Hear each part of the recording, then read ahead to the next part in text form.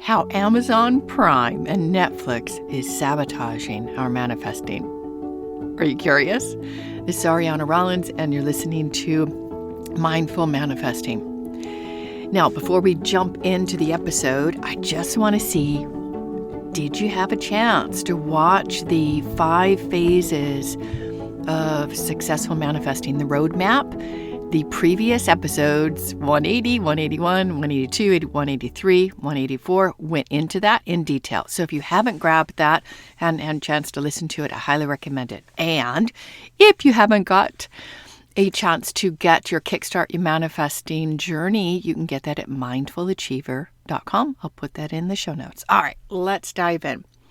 So you're probably already aware of this, is that we can get influenced and conditioned by advertising, by social media, and by companies like Amazon Prime and Netflix.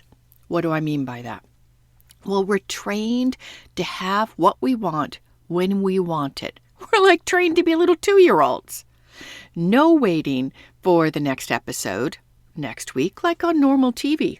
And yes, I'm showing my age, but before that, we didn't even have video recorders, VCRs. You'd have to wait to the next episode the next week. So one of the things that can happen is that waiting for our favorite series, it brings value. It teaches us patience. But now that we can have exactly what we want when we want it, there's no shopping store after store to find the exact perfect quilt. Amazon delivers next day, and even same day sometimes, and you can return it for free, right? So as a result, we expect instant results. We expect, I guess, instant gratification. I know that's overused, but we have a demand, and we want that demand fulfilled. So we have a desire, and if we don't get what we want right now, we start to think there's something wrong. Something wrong with our intention, our objective, our desire. We're going to wind it back out of Amazon and out of Netflix into you and your journey in being successful in accomplishing things using manifesting, because that's how I see manifesting. It's a tool to accomplish our goals, our intentions, to bring us closer to what we want. And often, through manifesting, you are becoming the person who already has that. So manifesting is truly, it's personal growth, it's development. And those people who are super good at manifesting, they're super clear and they become worthy of what they want. But back to this one. Okay. So we have a desire, and if we don't get it right away, we start to think something's wrong. Either with me, I don't deserve it. My vibration is off. Now that's a big one. We start to blame ourselves, right? Or I'm not a good person. Otherwise, if I were a good person, I would get that. I would have that loving relationship. I would be living in that wonderful house. Sorry, I'm going to sneeze. Oh, no, it went away. But I'm not good enough. And actually, if you've listened to Dr. Joe's works at all, he talks about, there's a story in the past. He used to allow audience members in his advanced retreats to ask questions. Well, he didn't like the questions, so he stopped it. You can't ask questions at the retreats. It's meditate, listen, meditate. It's good. But one of the stories, and it just made me laugh, is this woman came up to him at the stage, and asked, why don't I have my perfect house in the city I want to live in? And he looks at her and says, you're not good enough. You're not there. Now, did he mean to criticize her as her personality isn't good enough? She's not a good person? No. He's saying that you have not become the person who would have attracted, accomplished, manifested that great job in that great city, for example. But that not good enough, oof, for most of us, it really touches a core wound, especially from childhood when we're all put together and we're doing that race where you have to get to the chair before the music stops, and then they pull the chair away so it gets harder and harder and harder, right? So we are trained to be better than other people. We're trained to observe our results based on how other people are performing. So if you're someone who sees something on social media and that person seems to be having a greater success in their business, don't believe it. That's not how everything is, but they're going to show you their best, right? And you react, there's nothing wrong with your reaction because we're trained like that from childhood before we have any ability to discern whether that is helpful or harmful, right? We take in a lot of that programming. So we either start to think there's something wrong with us, or we think that law of attraction doesn't work. Or for people who have studied the methodology that I was trained in, cybernetic transposition doesn't work. There's a fault with the system and what we're doing. Oh, sitting on the sofa, closing my eyes, meditating and visualizing who I want to be and how I want to feel and the outcome I want doesn't work. We could start to think life is against us. Other people get that 100K pay rise in their job. Other people are getting clients every week, and their work isn't as good as ours. So, saying things to oneself like, we know it works because we see that person married their perfect partner. Or that person has great health. They don't have pain in their body. Or they're at their perfect weight. And it's easy for them to lose weight. So we start looking at these things. And one of the things that all of this has in common, have you caught it yet? Is blame. It's blame. We're blaming either ourselves, we're blaming life, we're blaming the system we're using. It's blame. Now, my friends, what do you think? How high a vibration is blame? You have an idea? I don't know the exact rating, but I think it's pretty low because blame is a place of victimhood. It is saying if we fall into blame and, oh, I do it. It's the dog's fault that I'm having a rough day. He just keeps barking his butt off. Right? I blame. But we are saying that the outside circumstances are affecting how we feel. And it's controlling our feelings, controlling our vibration, controlling the results we get with our manifesting. The blame game is a terrible game. You can never win. You can never win. It's easy to fall into it, though, because we instantly feel better. It's like, I know the reason why. And if I can control that dog, my day's going to go better. I know exactly the reason why I'm feeling down. It's because that coach on social media, she's getting all the clients. I mean, we do silly things like that. We may not even be conscious of it, but pretty certain we're doing it. So, what is the solve? We know the problem. What's the solve? How can we get past that?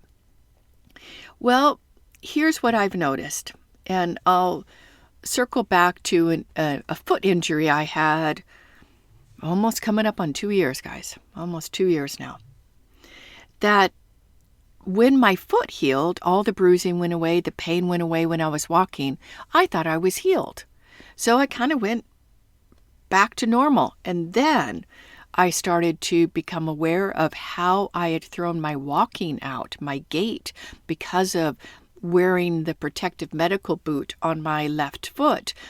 It raised my hips, raised my ribs, threw everything out. And you do that for a few weeks, and you're starting to walk differently. So what did I do? I thought I'll just muscle through, and it got worse. And I'll remember the moment. It was after a meditation, and I said to myself, I got to take this seriously. this is not recovering. It's getting worse.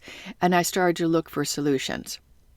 So I changed how I placed my foot. I started to turn my foot from little pigeon-toed, toes right ahead. So I changed how my foot was placing itself on the ground. I changed how my hips moved.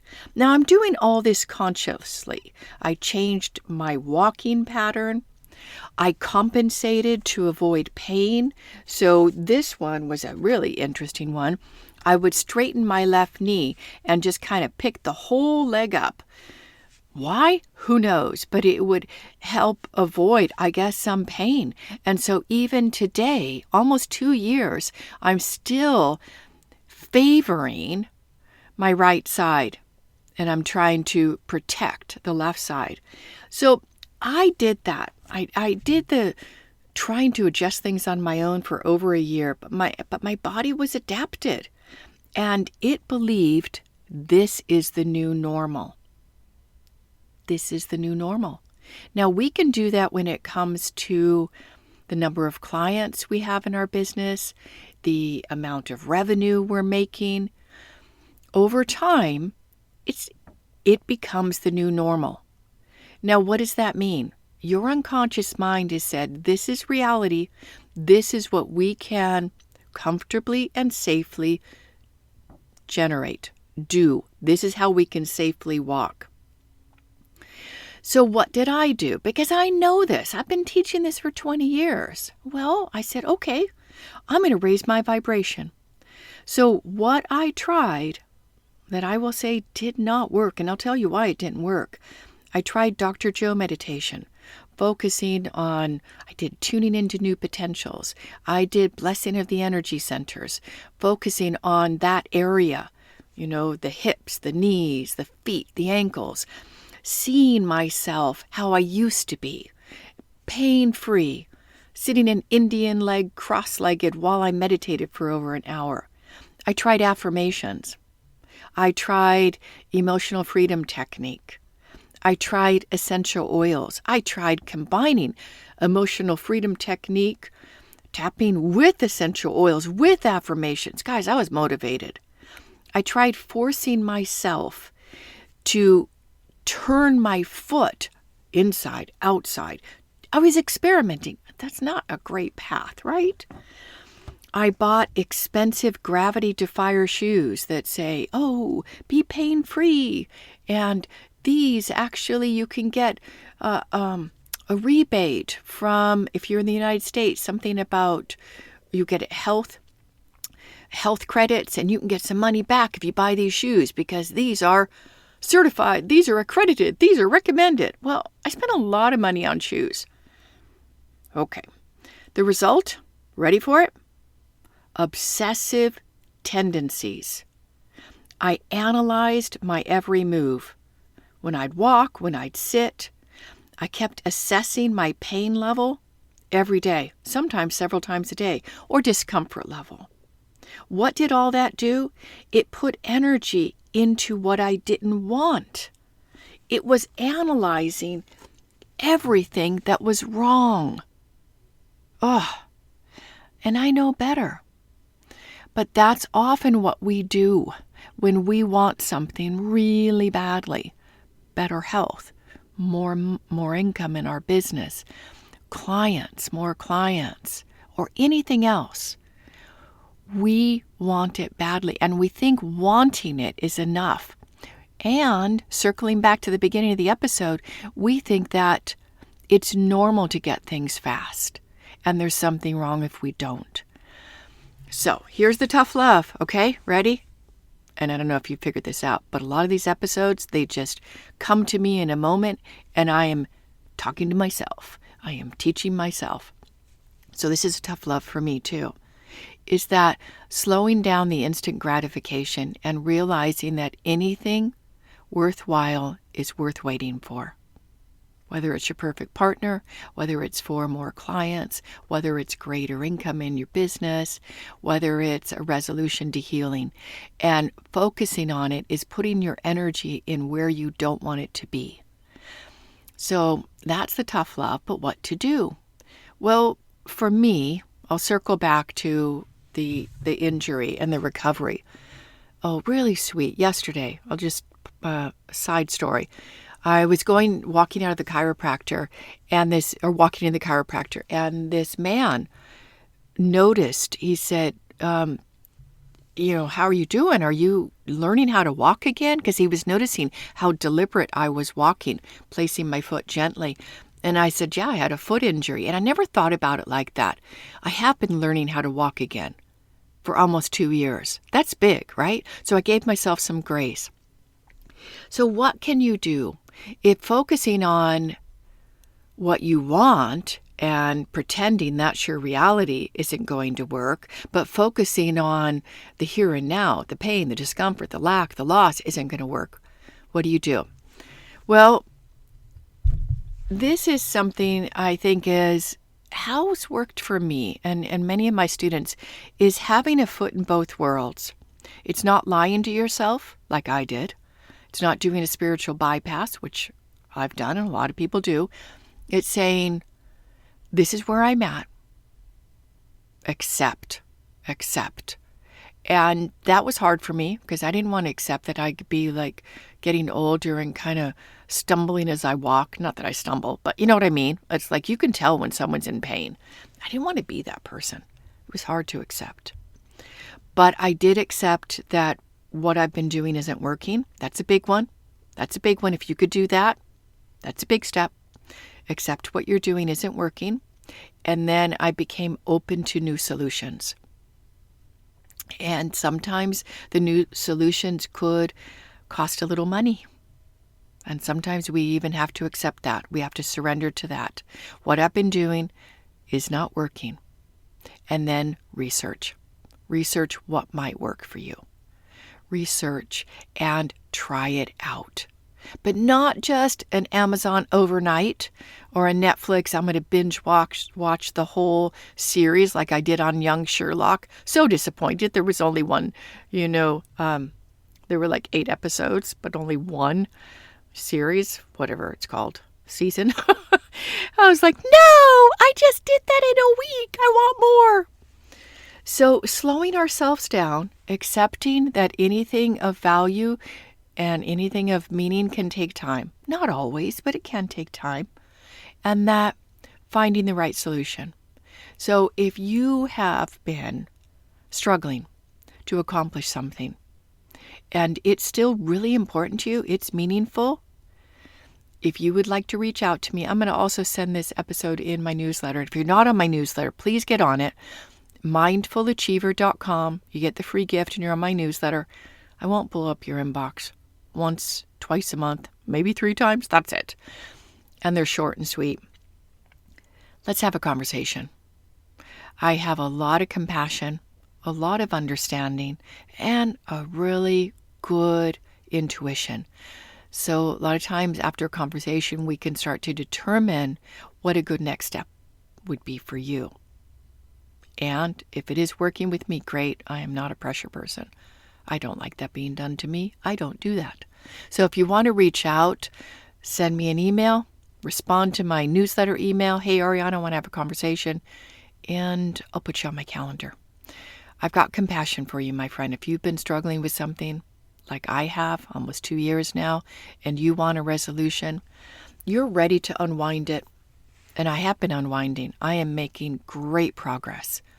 I can sit Indian leg for 10 to 15 minutes at a go. I wasn't able to do that. So I'm seeing the light at the end of the tunnel, and I would love for you to see the light at the end of the tunnel. I'm not an Amazon overnight delivery person.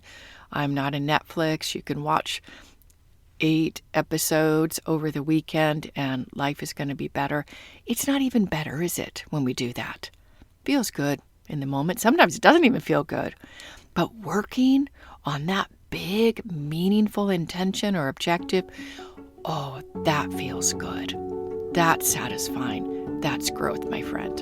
All right, as we wrap up the episode, remember, get on my email list, mindfulachiever.com, and then grab the Kickstart Your Manifesting Journey. And as we wrap up, remember, as you confirm yourself, you chart your own path to success. So much love. Thanks for listening. Thanks for being here. Bye for now.